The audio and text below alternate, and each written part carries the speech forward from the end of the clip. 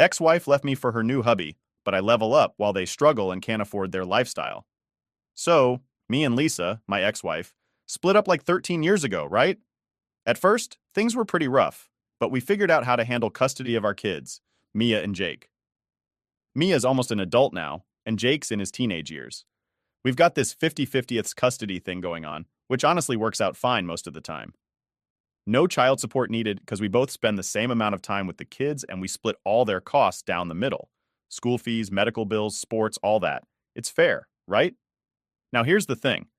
I've been saving for these kids from day one. When Mia was born, I opened an account for her. Same with Jake when he came along. Every little bit I could save went into those accounts.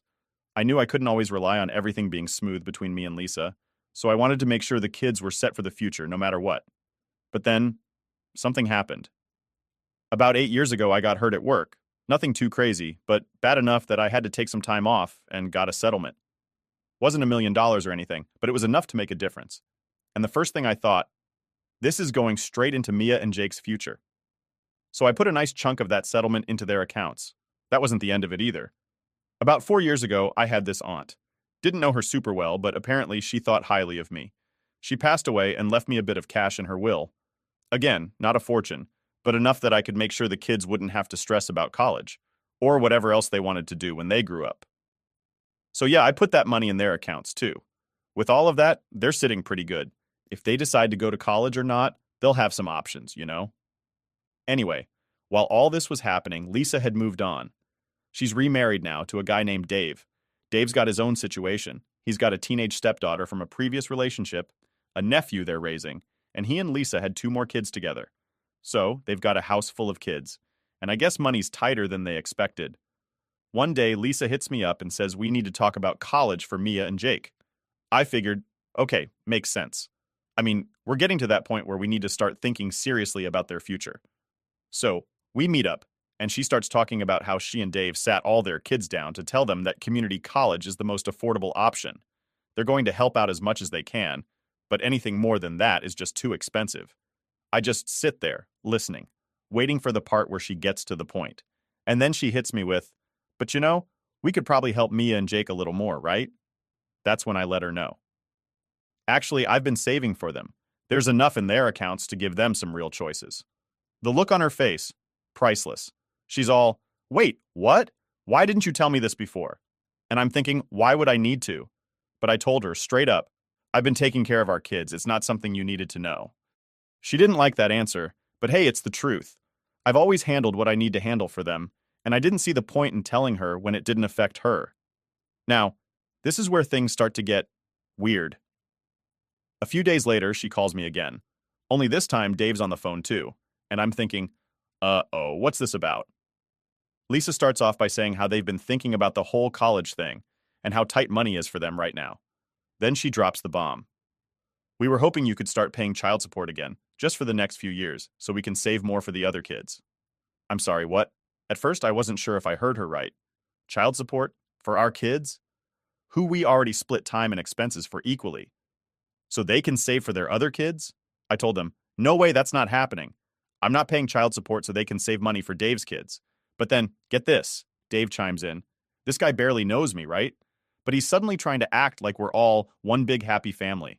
He says, you know, you could always split the money you've saved for Mia and Jake with the other kids. That way they all get a fair shot. A fair shot? Are you kidding me? I looked at my phone like it had grown another head. I told them, flat out, that's not happening. I'm not paying for your kids to go to college. The money I've saved is for Mia and Jake, and that's where it's staying. Lisa goes quiet for a second, and I think maybe she's finally getting it. But no, she starts telling me how I'm being cruel, how I'm making things harder on their whole family, and how this should be a no-brainer for me. At this point, I'd had enough. I told her, look, the only way I'd be responsible for your whole household is if we never broke up. But guess what? We did. So you're going to have to accept that you're equally responsible for Mia and Jake, just like me. Now, I'm not going to lie. Part of me felt like maybe I was being too harsh. But seriously, what do they expect me to do?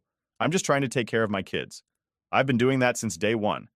And I'm not about to let someone else's family become my responsibility. If they're having money problems, that's on them. I've got my own kids to worry about. After that, They both started calling me every name under the sun. You're selfish, you're cruel, you don't care about family, all that nonsense. But I stood my ground. At the end of the day, I'm not here to fund their entire household. I'll always do what's right for my kids, but that's where the line gets drawn.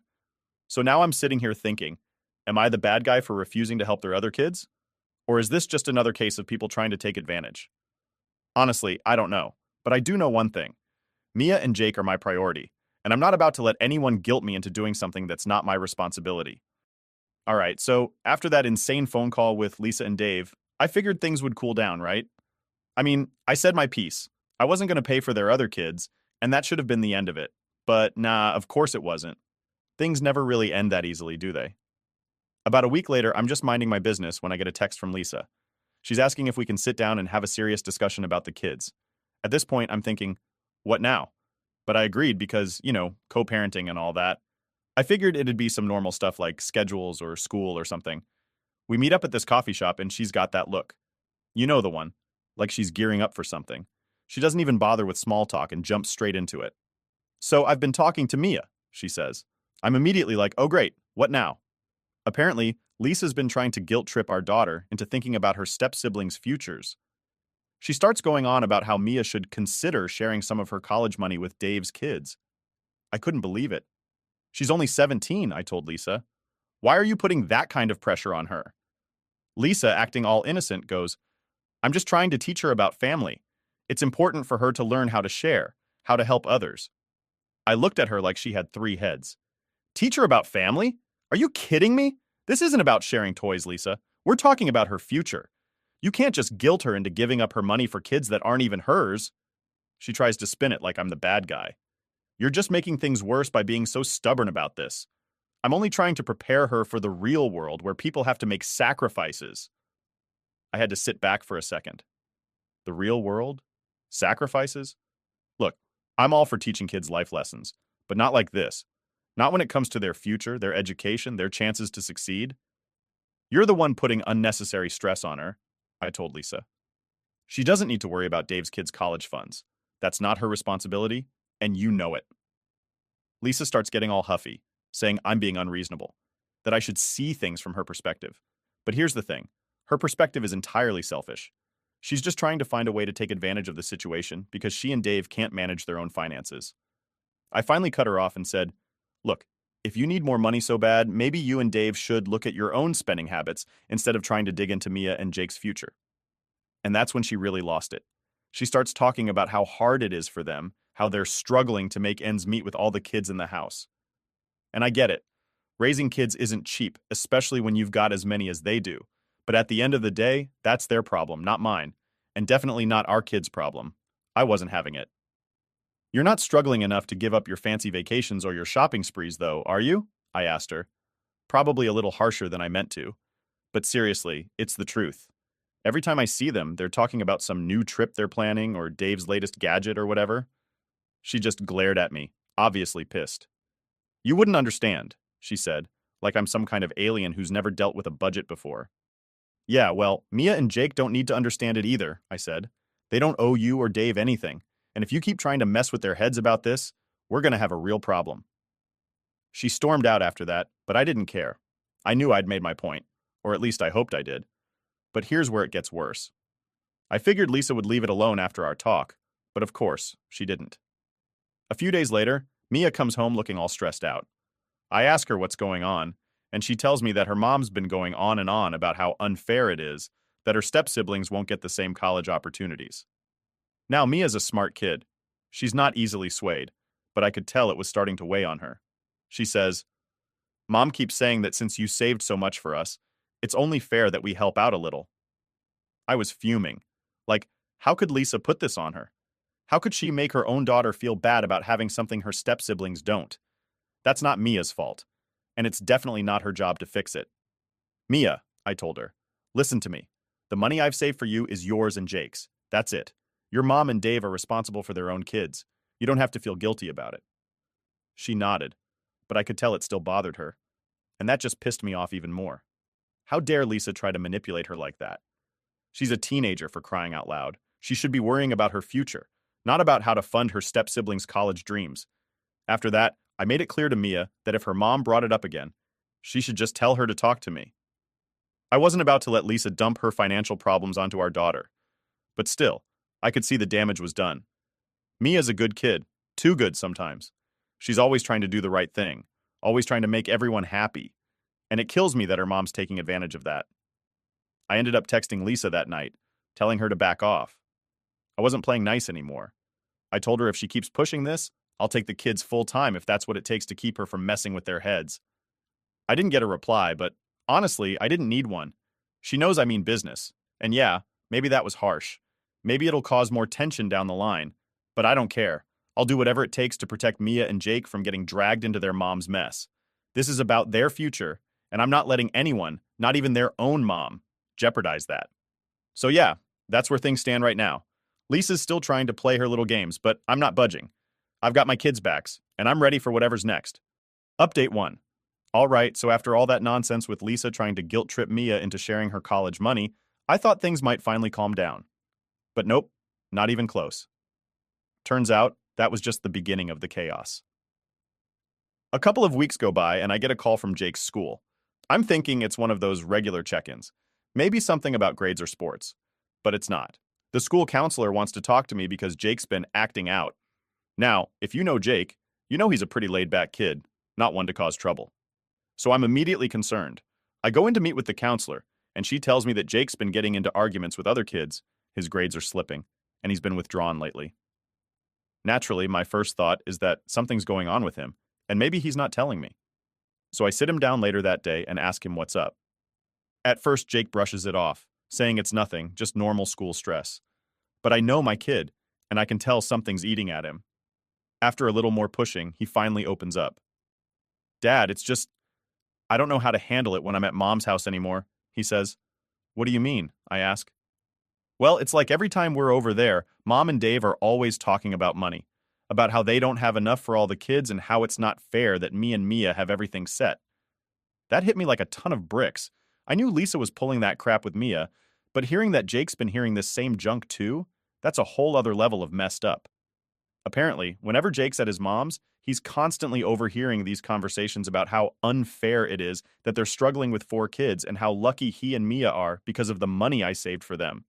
And not only that, but Dave's been making little comments around him, stuff like, must be nice to have a rich dad, or guess you don't need to worry about your future like the rest of us. Are you kidding me? I asked Jake why he didn't tell me sooner, and he just shrugs, saying he didn't want to make a big deal out of it. He's a good kid, you know? Doesn't like stirring up trouble, but I could tell it's been weighing on him. And now it's affecting him at school. At that point, I was done with being polite. I called Lisa as soon as Jake went to his room and let her know exactly what I thought about the crap they'd been pulling. I told her to knock it off with the guilt tripping, or I'd take it to court if I had to. I was not about to let her and Dave mess with our son's head just because they couldn't handle their own situation. Of course, Lisa tried to defend herself, saying, "We're not trying to guilt trip him. We're just being open about our struggles." I told her flat out, there's a difference between being honest and making a kid feel bad for something that's completely out of his control. Jake's been stressing about stuff he shouldn't even have to think about. She tried to play it off like it wasn't a big deal, but I wasn't having it. I told her this was her last warning. Either stop putting this pressure on the kids or I'd get the courts involved. It's not ideal, but I'll do whatever it takes to protect my kids. After I hung up, I decided to sit down with Jake again and let him know that none of this was his fault. I told him, look, what's going on at your mom's? That's not on you. It's on her and Dave to figure out their own situation, and you don't need to worry about it. He just nodded, but I could tell he was relieved. Still, I knew this wasn't going to be something that'd magically fix itself overnight. The next part of this whole mess came a few days later when Mia, Jake, and I were hanging out. Mia had just gotten home from seeing her mom, and she seemed off. I asked her what was up, and she said, Mom keeps bringing up this idea about sharing the money again. It's like she won't drop it. I could feel the anger bubbling up inside me. Lisa hadn't learned anything from our last conversation, clearly. But before I could even say anything, Mia looks at me and goes, but I told her it's not happening. She got all mad, but I don't care. I know what's right. I was so proud of her in that moment. I mean, this is a kid who's had to deal with so much pressure from her own mother, and she's still standing her ground. I couldn't help but give her a hug and tell her how proud I was. After that, I figured things might die down. But nope, Lisa wasn't done causing problems. One night, Jake gets a text from his mom while we're having dinner. He shows it to me, and it's her asking if he'd be willing to help out with the younger kids' school expenses. Seriously? She's now texting our son directly, asking him to chip in for stuff that's her responsibility. I grabbed Jake's phone and texted back myself. If you need help, talk to me. Don't involve Jake in this. Lisa didn't respond, but I didn't need her to. I made it crystal clear that the kids are not her solution to her financial problems. Here's the thing. Being a parent is tough. I get that. But it's not the kids' job to fix the mess the adults have created. I've saved for Mia and Jake because I wanted to give them a good future, not because I thought it'd turn into this weird guilt contest. At the end of the day, I know my kids. They're good people, and they shouldn't have to deal with this kind of crap. It's on me to shield them from it, and that's exactly what I'm going to keep doing. Now, I've been thinking about my next steps. I don't want to go through the courts unless I absolutely have to, but if Lisa keeps pulling this nonsense, I'll do it. I'm not going to let her and Dave guilt trip our kids anymore. It's not fair and it's not right. So, yeah, that's where things are now. I'm keeping a close eye on everything, making sure Jake and Mia know that they don't owe anyone anything.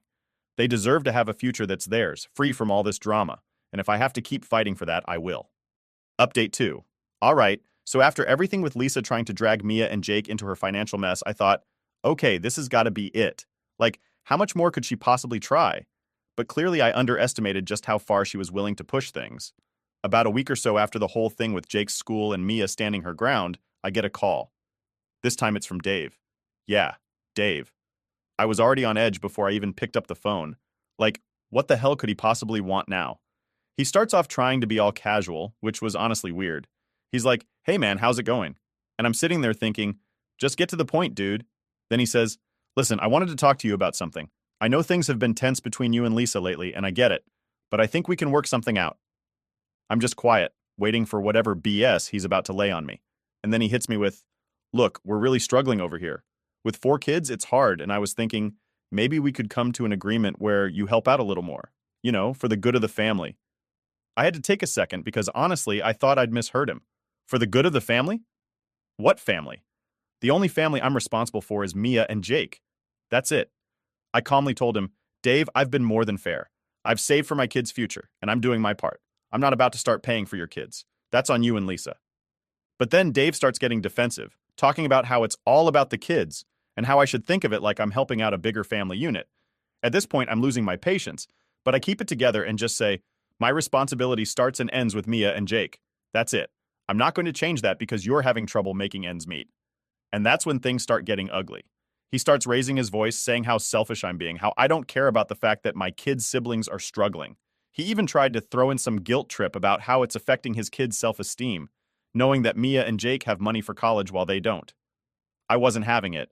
I cut him off and said, look, Dave, I don't know how else to say this, but your kids are not my responsibility. I've done everything I need to do for my own kids, and I'm not going to feel guilty because you and Lisa are struggling. That's your issue to figure out, not mine. Dave wasn't happy with that answer, obviously. He starts going off saying how unfair I'm being, how I'm making things harder on their whole family. I could hear Lisa in the background trying to calm him down, but he was on a roll now. Finally, I just told him, if you guys need more help, then maybe you should stop spending so much on things you don't need. I see the vacations, I see the shopping. You can't come to me and ask for money when you're living like that. That's when Dave really lost it. He starts accusing me of being nosy, saying I have no right to judge how they spend their money. And sure, maybe I don't. But when they're coming to me, asking me to chip in for their kids, yeah, I think I have every right to point out the obvious. He ended up hanging up on me, which, to be honest, was a relief. I was done with the conversation anyway, but the thing that really pissed me off, the fact that he even thought it was okay to call me and ask for more money in the first place. Like, how many times do I have to say it? My kids are my priority, and that's where my money's going.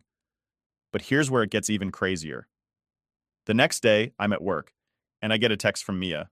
She's like, Dad, can we talk when you get home? Something happened with Mom. Immediately, I'm worried. Mia doesn't usually send messages like that unless something's seriously bothering her. So I get home that night, and she's waiting for me in the kitchen. I can tell she's upset, and she starts telling me about this huge argument she had with Lisa. Apparently, Lisa had brought up the whole sharing the college fund thing again. But this time she wasn't just talking about it, she was demanding it. She told Mia that it was time for her to step up and be a real part of the family by agreeing to split her college money with her step-siblings. Mia, being the strong kid she is, stood her ground again and told her mom that it wasn't happening. And that's when Lisa really went off. She accused Mia of being selfish, of not caring about her family, and even tried to tell her that I was the one who had brainwashed her into being so cold-hearted. Brainwashed? Are you serious? Mia was in tears by the end of it, and I don't blame her. It's bad enough that her mom keeps bringing this up, but now she's making it a personal attack. I was furious. I've always tried to keep things civil between me and Lisa for the sake of the kids, but this was crossing a line. I called Lisa that night. I didn't yell, didn't lose my temper, but I made it very clear that this crap needed to stop. I told her, "This isn't a negotiation. Mia's money is her money. If you bring this up again, I'll take legal action if I have to." Lisa tried to backtrack, saying she didn't mean to upset Mia, but I wasn't buying it. I told her, "This is the last time I'm having this conversation. Keep Mia and Jake out of your financial problems, or we'll handle this through the courts." She finally shut up after that, but I could tell she was pissed. But honestly, I didn't care anymore. My priority is protecting my kids, and I wasn't going to let her guilt them into feeling responsible for something that isn't their problem. So yeah, things are tense, to say the least. But I'm done playing nice. Lisa and Dave can figure out their own mess. My kids are going to have their futures secured, and that's all that matters to me. Update 3. Alright, so here's where everything really hits the fan. After all the craziness with Lisa trying to guilt-trip Mia and Jake, and Dave's ridiculous phone call asking me to help out financially, I thought things had finally settled down. But of course, that was just wishful thinking on my part. A couple of weeks go by, and I get an email. It's from a lawyer. Yeah, you read that right. Lisa hired a lawyer. At first, I'm thinking, what the hell is this about? So I open the email, and right there, it's a formal notice that Lisa is filing for child support. She's claiming that our 50/50ths arrangement isn't working anymore and that she's the primary caregiver for the kids, which means I should be paying her child support to help with their expenses. I couldn't believe it. We've had the same 50/50th split for years, and suddenly she's saying it's not working? And the nerve to try to say she's the primary caregiver? I've been there for every school event, every doctor's appointment, every single thing. And now she's going to try to pull this? I called up my lawyer immediately. We go over the whole situation and I explain everything, how we split everything evenly, how the kids are with me half the time, and how I've been saving for their future all along. My lawyer says it sounds like Lisa's just trying to use the system to get more money out of me, which, let's be honest, isn't a shock at this point. But here's where it gets even more messed up. As part of her case, Lisa's claiming that she and Dave are financially struggling because they have to support all their kids, and that I need to help out since Mia and Jake are part of that household. I was floored. She's actually trying to legally argue that I should be responsible for helping her and Dave raise their other kids. I mean, seriously, how do you even get the audacity to make that kind of argument in court? Anyway, my lawyer wasn't having it. We put together a solid defense, pointing out that I've been more than fair when it comes to supporting Mia and Jake. And not only that, but I also submitted records showing how much I've saved for the kids' future, just to prove that I've been doing my part, and then some. We get a court date set, and let me tell you, I was ready for this. I'd had enough of Lisa's games. If she wanted to take this to court, fine. I was prepared. The day of the hearing comes, and I walk into that courtroom with all my paperwork, feeling confident. Lisa and Dave are already there, and I can tell by the look on their faces that they're still convinced they're going to win this. It's almost funny, honestly, because they have no idea what's coming. The hearing starts, and Lisa's lawyer gets up there, talking about how unfair it is that Lisa and Dave are struggling while I'm sitting on all this money. They go on and on about how hard it is for them to support 4 kids, and how the court should order me to pay child support to level the playing field. I'm sitting there, just shaking my head. When it's my turn, my lawyer absolutely dismantles their argument. She points out that our custody arrangement has been 50/50ths for years, and that Lisa's only bringing this up now because she and Dave can't manage their finances. She also drops the bombshell that Lisa and Dave have been trying to get Mia and Jake to share their college money with the other kids, which really got the judge's attention. Then my lawyer lays out all the proof. Bank statements showing how I've saved for the kids, the fact that I've been an active and involved parent the whole time, and how Lisa's just trying to squeeze more money out of me for her other kids. The judge listens to all of it and then turns to Lisa's lawyer. And let me tell you, the look on Lisa's face at that moment was priceless. The judge pretty much shut down every argument they made. He said that our 50/50ths arrangement was working perfectly fine and that there was no reason to change it. He also made it very clear that I was only responsible for my kids and that Lisa and Dave's financial struggles were their own problem to solve. When the judge ruled in my favor, I could see Lisa was furious. She didn't say a word to me, but I knew she was livid. Dave, too. They just stormed out of the courtroom like they couldn't believe what had just happened. And honestly, I felt a huge sense of relief. I wasn't trying to be petty, but I'd had enough of being dragged into their financial drama. I was just glad that the judge saw through all the BS and ruled in a way that was fair to Mia, Jake, and me. But here's the kicker. After the court case, things got really quiet from Lisa's side. No more guilt tripping, no more ridiculous requests for money. It's like they finally realized that I wasn't going to cave no matter how much they pushed. And honestly, that's all I ever wanted. Just for them to back off and let me take care of my kids without all this unnecessary drama. So, yeah, that's pretty much where things are now. I'm still focused on making sure Mia and Jake have everything they need, and I'm not letting Lisa and Dave's problems get in the way of that. The whole court thing was a mess, but in the end, I'm just glad it's over, and I can finally move on without having to constantly look over my shoulder for whatever nonsense they're going to try next. Mia and Jake are doing great, by the way. Mia's got her eyes set on college, and Jake's focusing more on school now that things have calmed down. And me? I'm just trying to be the best dad I can be, knowing that I did everything I could to protect their future. That's it. That's where the story ends, at least for now.